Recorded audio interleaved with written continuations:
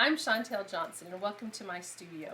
As a member of the 2015 ICE RESIN design team, I want to share with you today the importance of sealing your papers, whether they're vintage or antique papers, copies of photographs, or actual photographs. It's very important so that your project turns out just the way you want. Let's get started.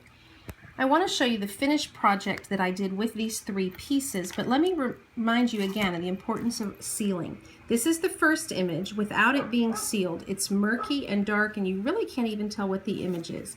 My third attempt was right here, and that was the one done with the clear packing tape. I like the fact that the image is very clear and very visible. It's very important to know that if you're unsure of the durability, the color fastness, or the age of your paper, please seal it with either our paper sealer, white glue, or packing tape. I want you to see the effect of when we don't seal our vintage or antique papers. It's not that the resin has done something wrong, it's that the resin has seeped under and darkened the papers, murking the image and not giving us a clear picture. This was my first attempt when I didn't seal the papers. Now let me show you how we seal the papers. Here is my antique paper. It's actually a promissory note from the 1890s, and there's a beautiful image of a very majestic woman there. And so what I've done is I've cut her out to match the size of my metal bezel. You could cut any shape or size that you need. And with our wonderful paper sealer that we've created to go along with our ice resin and our iced enamels, we're going to brush 3 coats, front, back, and the edges.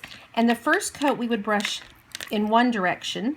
We would let this dry and we would come back and we would brush the other direction.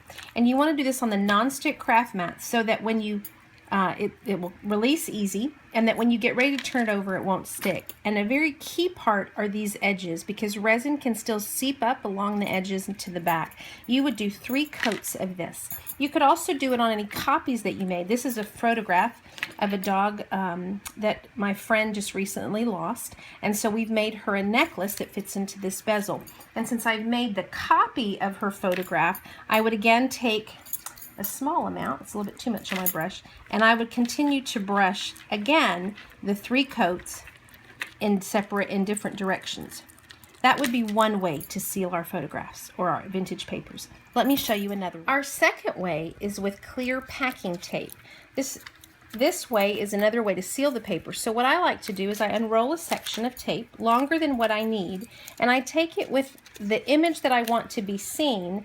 I put face down on the tape, kind of burnishing that. And then I make sure I've rolled enough, and before I cut the tape, I'm going to, well actually I'm going to cut the tape because I'm getting all stuck.